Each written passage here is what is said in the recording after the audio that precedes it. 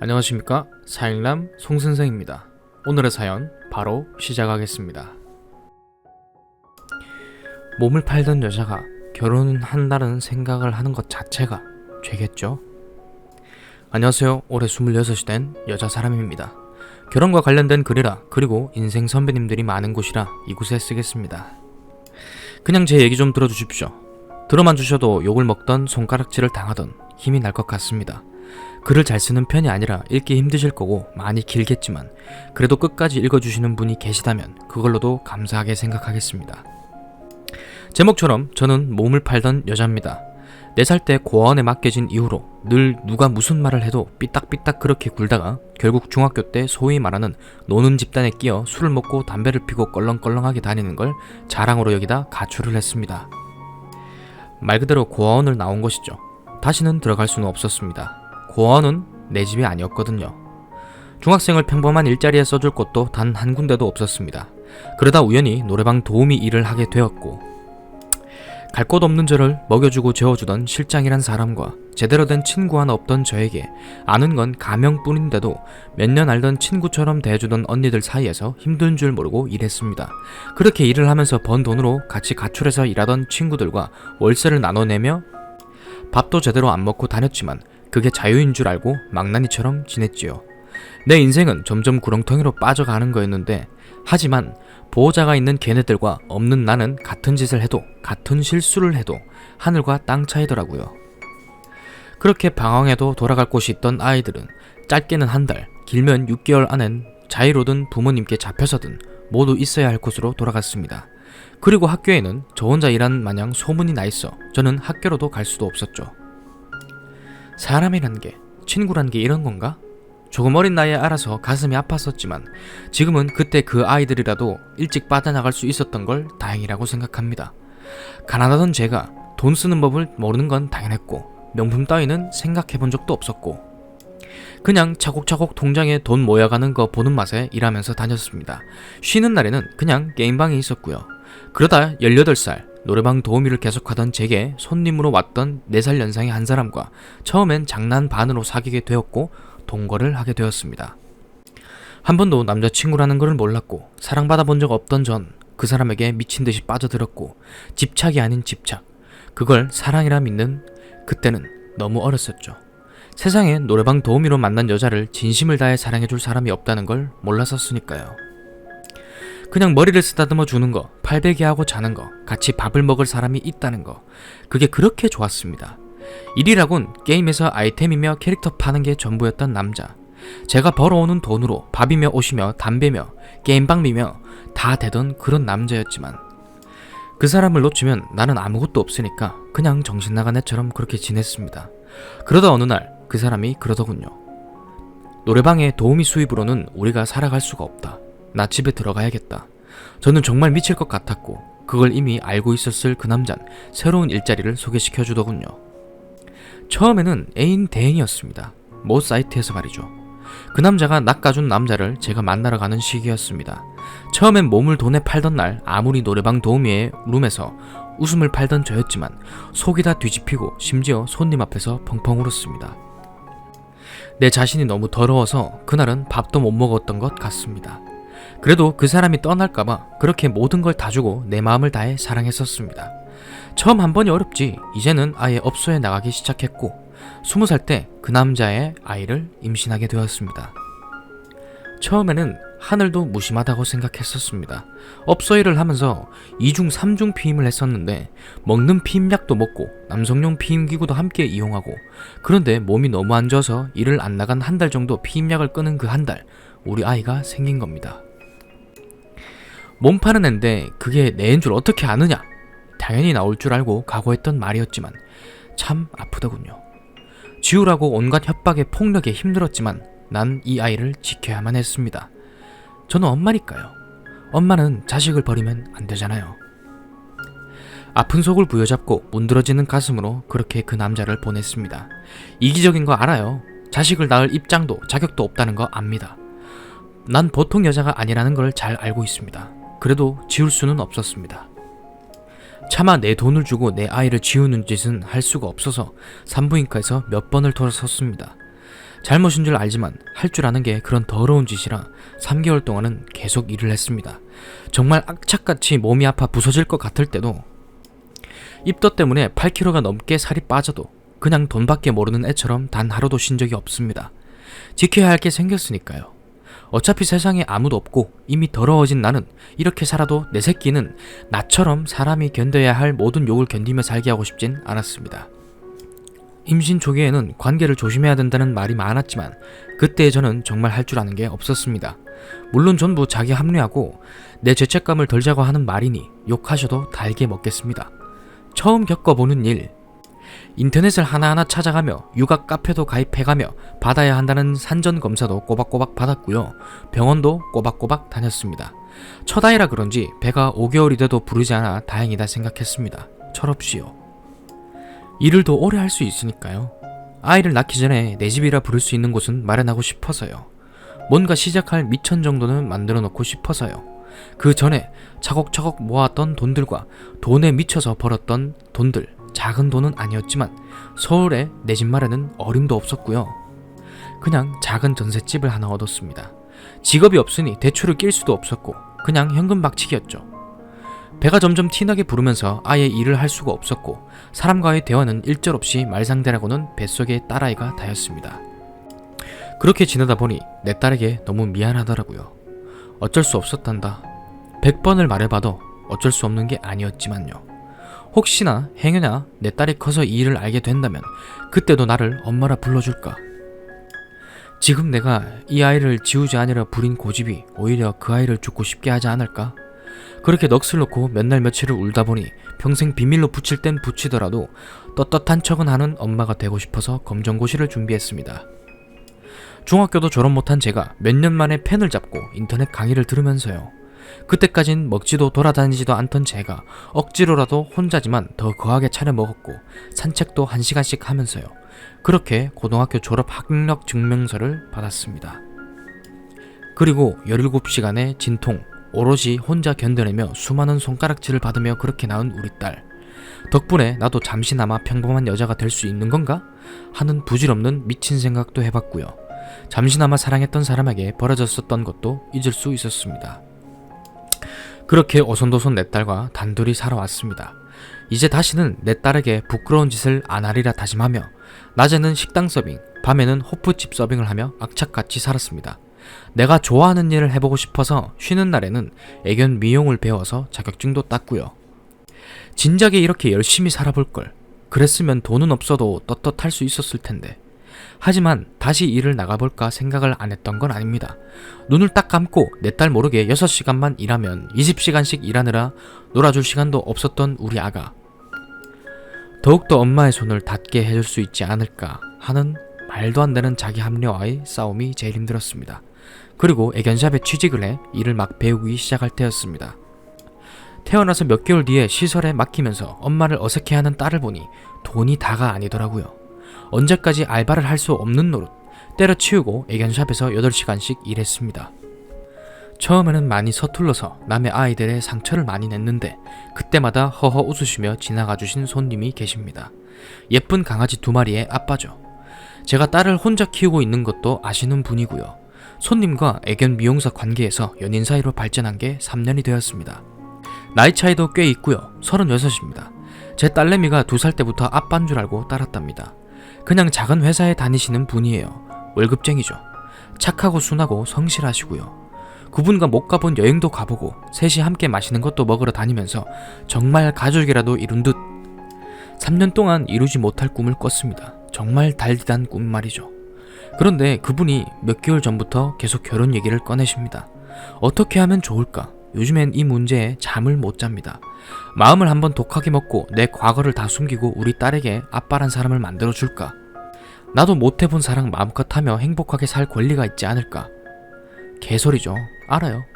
저 행복하자고 그 착하고 순수하신 분 속이고 결혼할 수는 없겠죠. 그냥 3년 행복했으니 그걸로 됐다. 마음 정리하고 내 딸 하나 보고 사는 게 맞는 거겠죠. 근데 자꾸 욕심이 생겨요. 어떡하죠? 이 글을 보시는 모든 언니들, 그냥 아는 동생이라 생각하시고 마음 독해지게 따끔하게 혼 좀 내주십시오. 감히 같은 여자라는 말은 쓰지 않겠습니다. 같은 여자, 평범한 여자가 될 수 없다는 거 슬프지만 누구보다 제가 더 잘 아니까요. 저보다 더 힘든데도 더 열심히 사시는 분들이 많다는 것도 나이 먹으면서 알아가고 있습니다. 욕하셔도 비난하셔도 무시하셔도 괜찮으니 26년 동안 담아왔던 말들 어디라도 못하면 가슴이 답답해 터질 것만 같았습니다. 저는 부모님도 친척도 아는 언니도 친구도 단 한 명도 없습니다. 제 피덩이 같은 딸 하나뿐입니다. 저에게는 세상 어떤 욕을 하셔도 다 들을 테지만 부디 우리 딸은 욕은 없었으면 합니다. 부탁드립니다. 제가 감히 여러분들은 이런 데서 일을 하지 마세요, 열심히 사세요 따위에 훈계를 할 수도 없는 입장이니 여기서 그만 마치겠습니다. 늘 행복하시길 진심으로 바라겠습니다. 축하합니다. 이건 딴 글인데 쓰는 김에 쓸게요. 글이 너무 길어지겠지만 마지막으로 한마디만 하겠습니다. 엄마, 내가 어릴 때 아빠랑 헤어져서 나를 혼자 감당하기 힘들었던 거죠? 이제 엄마만 알 것 같아. 내 배 아파서 낳은 자식, 심장 같은 자식 남의 손에 맡기던 엄마도 얼마나 억장이 무너졌을까. 얼마나 힘들었으면, 얼마나 울면서 날 보냈을까. 남들 다 부모 그늘 밑에서 사랑받고 자랄 때 나는 엄마 원망 정말 많이 했어요. 근데 우리 딸을 낳을 때 제일 보고 싶은 게 얼굴도 기억 안 나는 엄마였어요. 애 아빠도 아니고 엄마였어. 엄마도 날 이렇게 아파하면서 낳았어요. 그냥 한 번만이라도 보고 싶어요, 엄마. 내가 이렇게 못난 딸로 커버려서 미안해요. 예쁜 딸로 못돼서 만나기도 부끄럽지만 그래도 한 번만 보고 싶어요. 낳아주셔서 고마워요. 후기입니다.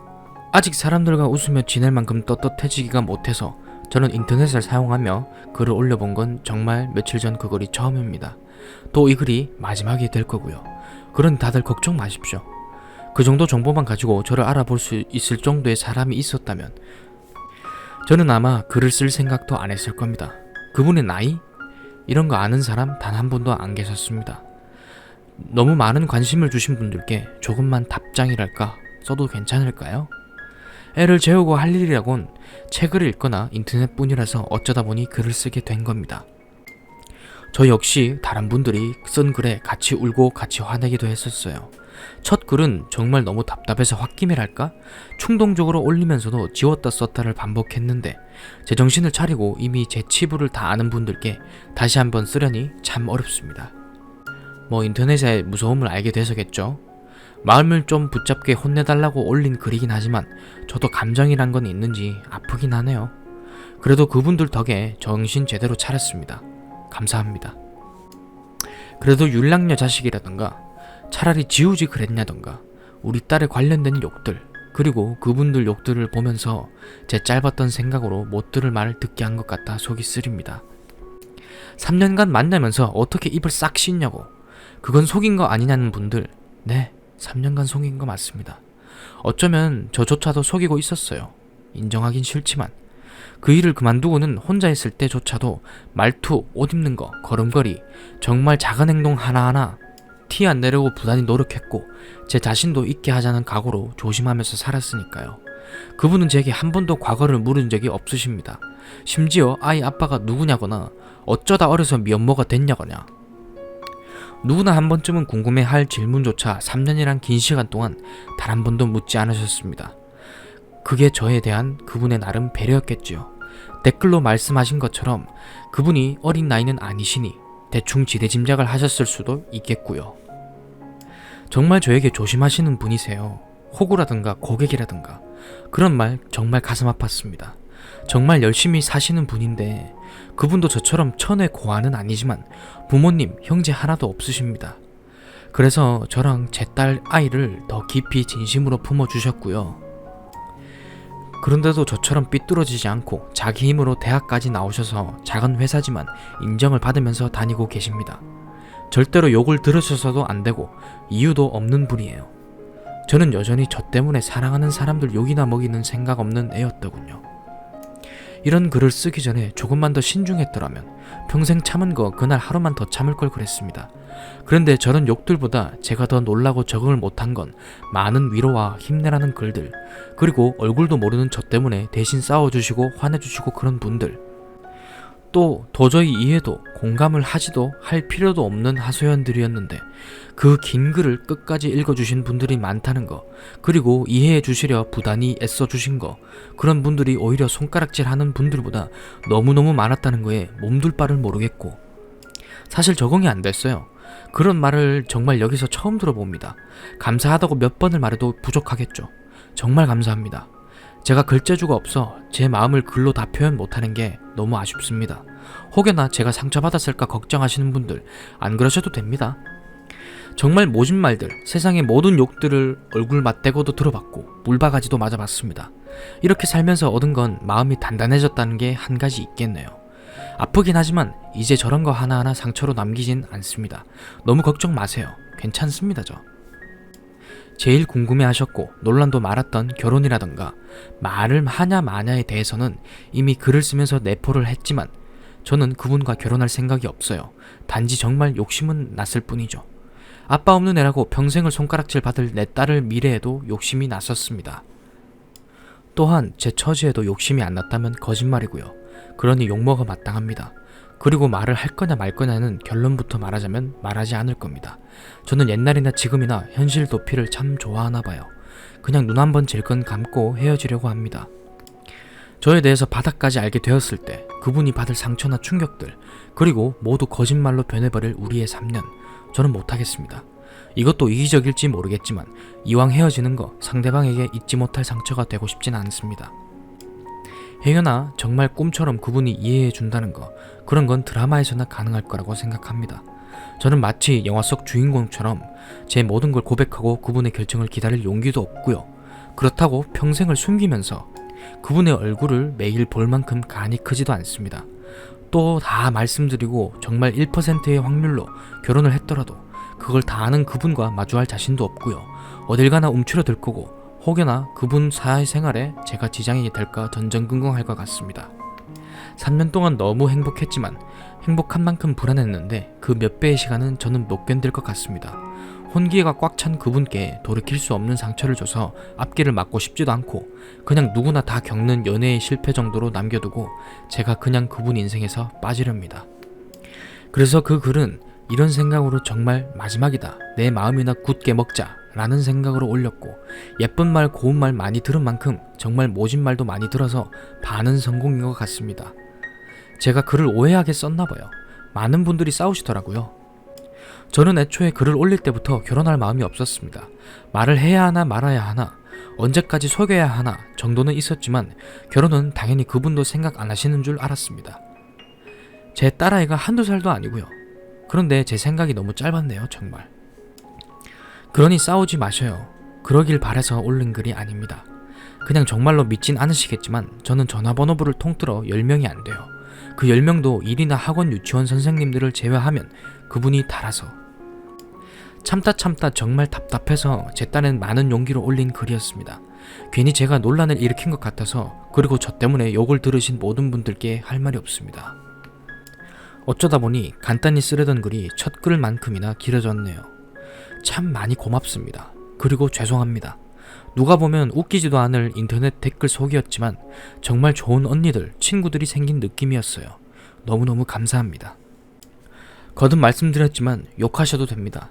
더럽다는 분들, 저도 제가 더러워요. 틀린 말 하나 없습니다. 아무리 노력해봤자 과거는 늘 꼬리표라는 거, 저도 너무너무 뼈저리게 느끼고 있습니다. 그리고 마지막으로 차라리 죽으라고 같은 공기 마시고 사는 것도 불쾌하다는 분들, 왜 사냐는 분들, 죄송하지만 저는 아직 못 죽습니다. 제 딸이 저 없이도 잘 살 때까지만 참아주십시오. 대신에 다시는 인터넷 상으로라도 수면 위로 올라오지 않겠습니다. 불쾌하게 한 것 같아서 죄송했습니다. 당신들은 나 같은 욕을 듣지 않고 항상 누군가를 욕할 수 있는 입장에서 사셨으면 합니다. 그리고 이제는 행복해져야 되지 않겠냐는 분들, 저는 이미 행복합니다. 걱정 안 하셔도 돼요. 이제 그런 일을 안 해도 먹고 살 기술도 있고 공부도 했습니다. 날 이렇게 만들어준 우리 딸도 너무 건강하고요. 그러니 모두들 꼭 저처럼 행복하십시오. 처음 글은 지울까 말까 참 생각을 많이 해봤는데 어차피 제가 지워도 여기저기 너무 많이 퍼져나갔더군요. 뭐 좋은 글도 아닌데 그렇게까지. 그래서 그냥 안 지우렵니다. 너무 힘들 때 가끔 와서 힘주셨던 댓글이나 몰래 보고 가겠습니다. 감사합니다. 두 번째 사연입니다. 우리 엄마 보고 장애라고 하는 예비 신랑한테 싸대기 날리고 파혼했습니다. 안녕하세요. 저는 밑지방에서 살고 있는 28살 흔한 여자입니다. 2달 후면 결혼이었는데 후회는 하지 않습니다. 더 이상 내 신랑도 아니고 그냥 개자식이라고 말하고 싶습니다. 그 사람과 저는 직장을 다니면서 만났습니다. 크고 작은 싸움을 몇 번 있었지만 서로 이해하면서 2년 정도 사귀었습니다. 2년 동안 사귀면서 서로를 전부 안다고 생각을 했고요. 그 사람은 부모님과 따로 살고 있었고 저는 함께 살고 있었습니다. 2년 동안 사귀면서 저는 남자친구의 부모님을 한 번도 뵌 적이 없었습니다. 상견례 때 봤으니 1년 6개월 만에 본 셈이네요. 오히려 제가 부모님을 뵈러 가지 않아도 되냐고 물어볼 정도였습니다. 그 사람은 저희 엄마 3번 정도 뵌 적이 있었고요. 엄마는 사람은 좋은 것 같다고 결혼에 대해 크게 반대를 하지 않으셨습니다. 당사자가 좋다면 좋은 거지 라면서 흔쾌히 허락을 해주셨고요. 그 사람도 저희 엄마가 좋은 분이신 것 같다고 장모님 하면서 따랐습니다. 그러고 나서 3개월 전 저희 엄마가 갑작스럽게 간암 판정을 받으셨습니다. 3기라고 하더군요. 저희 가족 아빠가 없어서 부유하게는 못 지냈지만 남들 부끄럽지 않게 살았습니다. 저희 어머니 요리를 좋아하시니까 요리책도 내셨고요. 봉사활동도 많이 가시고 저 어렸을 때는 아이 돌보는 일도 하셨습니다. 유일한 희망은 간 이식이었습니다. 검사 결과 정말 다행히 제 간을 이식할 수 있다고 했습니다. 무서웠지만 제 어머니입니다. 저를 낳으시고 고생하신 어머니한테 간 일부 떼어주는 거 충분히 가능하다고 생각하고 그 사람에게도 말했습니다.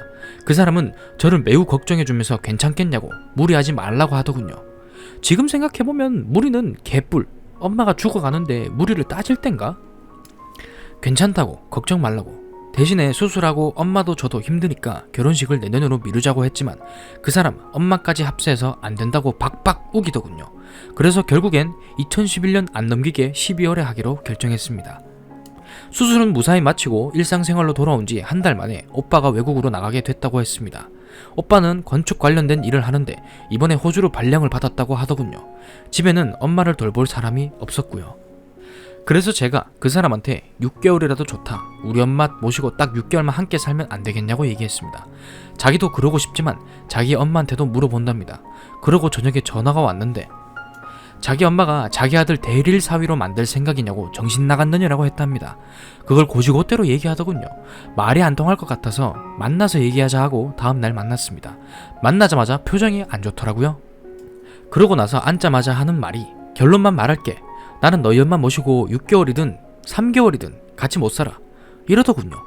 제가 엄마 몸도 아직 안 나았는데 지금 혼자 어떻게 지내냐고 몇 달만이라도 같이 살자 아니면 결혼을 조금만 미뤄달라고 했습니다.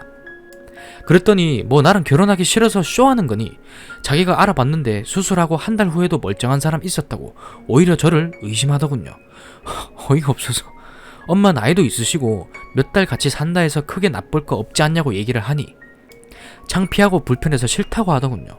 우리 엄마가 창피하냐고 불편한데 그렇게 집에 와서 장모님 노래를 불렀냐고 그러니까 그 사람이 아 요새 누가 그렇게 사냐고 그리고 어머님도 장애까지 얘기하고 자기가 잘못 씨부린 걸 알았는지 놀라더니 미안하다고 당황해하더군요. 순간 멍해졌습니다. 이 새끼가 지금 우리 엄마 보고 장애를 가졌다고 했나? 싶더군요. 수술을 하면 장애입니까? 이때까지 우리 엄마를 장애인으로 봤나 싶더군요. 이건 아니다 싶어서 그냥 됐다고 그만두자고 나도 수술했으니까 나도 장애인이네? 넌 그런 사람이랑 살기 싫겠다. 그냥 넌 너대로 살고 나는 나대로 엄마랑 산다고 너랑 결혼 안 해도 된다고 나왔습니다. 계속 장애라는 단어를 언급해서 죄송합니다. 사실 그대로 쓰다 보니 전혀 반감을 가지고 쓴 내용이 아닙니다. 계속 전화하고 카톡을 하는데 다 무시하고 회사도 안 나갔습니다. 그 다음날 저녁에 엄마랑 목욕탕을 갔다 오는데 그 인간이 집 앞에 왔더군요. 제가 돌아가라고 왜 왔냐고 그러니 용서받으러 왔다고 합니다. 그래서 나는 필요 없으니까 우리 엄마한테 잘못했다고 죄송하다고 사과드리라 했습니다. 무릎 꿇고 빌더군요. 엄마는 당황하셔서 왜 이러냐고 들어가자고 하고 그 인간은 제 방에 있었습니다. 잠깐 목욕 바구니 정리한다고 화장실에 갔다 오는데 전화통화 소리가 들리더군요. 아 씨발 말했어 결국에. 아니 같이 살아야지 뭐. 아 씨발 뭐 어쩔 거야. 아쉬운 내가 참아야지. 어차피 몇 달간 있다가 나올 건데 뭐 참아야지. 아 씨발 몰라. 하여튼 왜 갑자기 아파서 씨발. 이런 말이 들리더군요. 앞뒤 잴 것도 없이 그 짧은 사이에 상황 판단이 다 됐습니다. 문을 벌컥 열고 폰을 뺏어서 보니까 지네 엄마더군요. 기가 차서 정말. 그대로 현관문 나가서 폰 집어 던져버리고 나가라고, 다신 내 눈앞에 나타나지 말라고 했습니다. 감정이 북받쳐 오르는데 안 울려고 애를 썼습니다. 멍하니 쳐다보고 있길래 직접 떠밀면서 꺼지라고 했습니다. 제가 잘못 들은 거라고, 자긴 그런 말 한 적이 없다고 하더군요. 저는 아무 말 한 적도 없는데 자기 혼자 찔려서 그렇게 얘기하더군요. 제 팔을 붙잡으면서 이성적으로 생각해라고, 왜 이러냐고. 씨발 어이가 없어서 팔뿌리 치고 싸대기를 날렸습니다. 엄청 세게요. 더 할 말 할 거 없으니까 꺼져달라고 하고 현관문 밖으로 밀어낸 다음 문을 잠그고 들어와서 엄마한테 얘기했습니다. 그걸 들은 어머니가 우시더군요. 미안하다고. 엄마가 뭐가 미안하냐고. 엄마랑 사는 게 더 좋다고 하고 엄마랑 같이 잠들었습니다. 그 다음날 전화에 카톡에 나중에는 자기 엄마가 전화와서 저한테 이러더군요. 어떻게 배워먹었길래 남의 귀한 아들을 때리냐고! 제정신이니 미쳤느니 온갖 쌍욕을 하시더군요. 어느 정도 예상했던지라 정신 나간 건 그 집 아들이고 난 그 집 아들같이 개념 없는 사람이랑 결혼의 결자도 생각하기 싫다고. 아마 그 집 아들이 부모를 어떻게 생각할지 모르겠지만 별반 다를 게 없을 것 같네요. 평생 데리고 사세요 그냥. 이 말만 남기고 끊었습니다. 더 이상 연락이 안 오더라고요. 지금 저는 직장을 옮겼고요. 그 자식은 뭐 어떻게 사는지 궁금하진 않네요. 긴 글을 읽어주셔서 감사합니다. 여러분들 행복하게 사세요. 오늘의 사연은 여기까지입니다. 재미있게 보셨다면 구독, 좋아요, 알림 설정, 댓글까지. 재미없게 보셨다면 구독, 싫어요, 알림 설정, 댓글까지. 그러면 이만 물러가겠습니다. 빠잉!